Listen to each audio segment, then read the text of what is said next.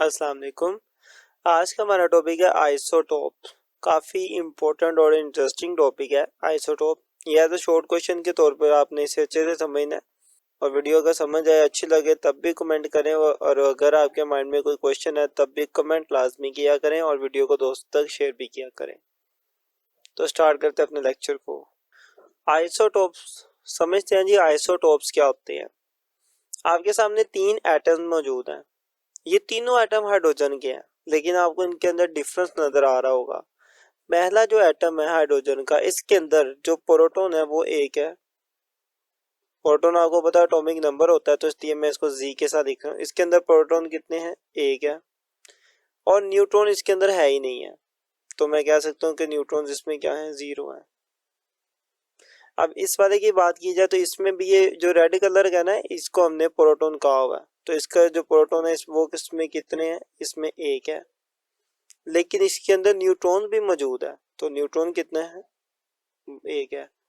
और इस वाले के अंदर भी प्रोटॉन मौजूद है और इसमें भी एक ही प्रोटॉन मौजूद है। ये रेड कलर का जो है ये प्रोटॉन और ब्लैक कलर के क्या है हमारे पास? न्यूट्रॉन। तो इसमें कितने न्यूट्रॉन्स हो गए? दो हो गए।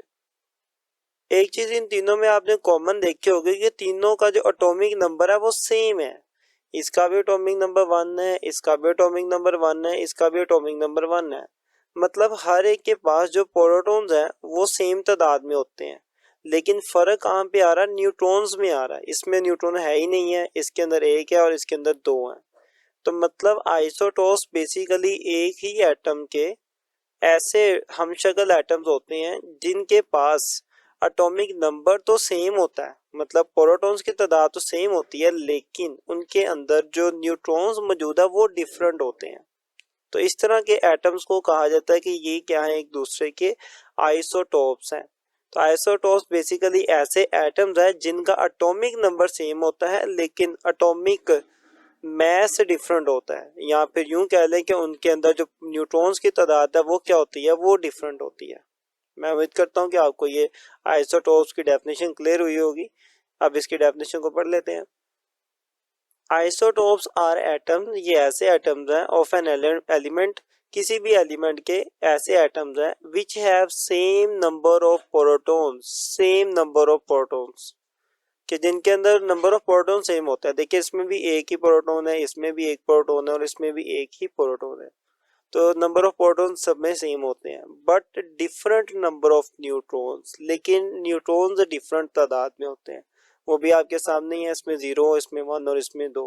तो न्यूट्रॉन्स की तादाद डिफरेंट थी लेकिन प्रोटॉन्स की तादाद सेम थी, तो इसलिए हम कहेंगे ये हैं तो सेम एक ही एलिमेंट, मतलब हाइड्रोजन के ही तीनों के तीनों एटम्स हैं, लेकिन ये तीनों के तीनों एक दूसरे के क्या हैं?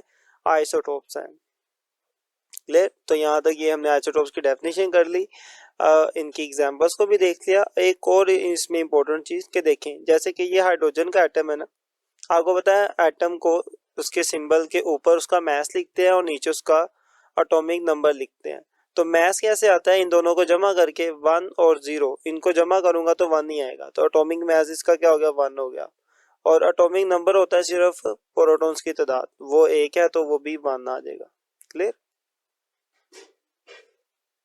अब इसकी बात करते हैं, इसका एटॉमिक नंबर कैसे आएगा? इन दोनों को जमा करके, तो एक और एक जमा करेंगे तो 2 होगा, एटॉमिक नंबर इसका हो जाएगा 2।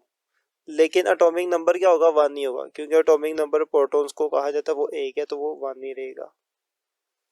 और इसके अंदर एटॉमिक मास क्या आएगा? 1 + 2 3 हो जाएगा, तो एटॉमिक मास इसका हो गया 3। एटॉमिक नंबर इसका 1 ही रहेगा क्योंकि इसमें भी प्रोटॉन्स एक ही हैं। तो ये हमने इनके सिंबल्स और सिंबल्स के ऊपर एटॉमिक नंबर एटॉमिक मास को लिख लिया। हमने इनके आइसोटोप्स को अलग अलग नाम दिया हुआ है, जैसे कि इस आइसोटोप का नाम है प्रोटियम, इस वाले का आइसोटोप का नाम है ड्यूटेरियम और इस वाले का नाम हमने रखा हुआ है ट्रिटियम।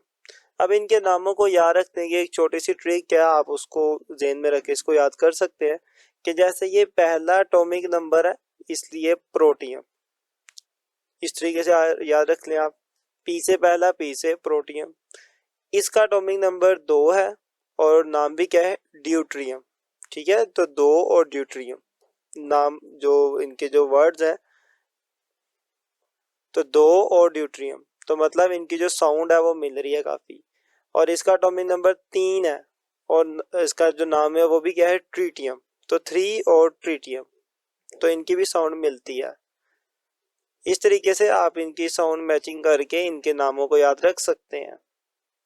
तो यहाँ तक हमने आइसोटोप्स के ऊपर बात कर ली।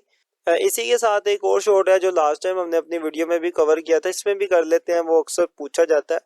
तो जैसे कि मतलब पेपर में ना आपको सिर्फ इस तरीके से लिखा होगा कि बताएं ड्यूटेरियम के अंदर प्रोटॉन्स कितने हैं, बताएं इस ड्यूटेरियम के अंदर न्यूट्रॉन्स कितने हैं, और बताएं इसका एटॉमिक मास कितना है। इस तरीके से पूछा जाता है, तो आपको ये चीज़ें आनी चाहिए। जी प्रोटॉन्स मतलब एटॉमिक नंबर वो नीचे लिखा होता है, तो प्रोटॉन्स कितने हो गए इसके अंदर, 1 हो गए। न्यूट्रॉन्स कैसे आते हैं, इनको माइनस करके न्यूट्रॉन आएंगे, तो 2 में से 1 को माइनस करेंगे तो 1 आएगा, तो ये न्यूट्रॉन आ गए। एटॉमिक मास कैसे आएगा, एटॉमिक मास ये ऊपर लिखा होता है, तो वो 2 है तो इसका एटॉमिक मास क्या हो गया, 2 हो गया। इसी तरीके से ट्रिटियम का भी आ सकता है और प्रोटियम का भी आ सकता है। आपको इन सबके एटॉमिक नंबर, एटॉमिक मास और सब कुछ फाइंड आउट करना आना चाहिए। मैं उम्मीद करता हूँ कि आपको ये आइसोटोप्स वाला टॉपिक कवर हुआ होगा। कोई बात हो तो आप ज़रूर कमेंट करें, वीडियो अच्छी लगे तब भी कमेंट करें और दोस्तों तक शेयर भी करें। मिलता है इंशाल्लाह नेक्स्ट वीडियो में, तब तक के लिए अल्लाह हाफिज़।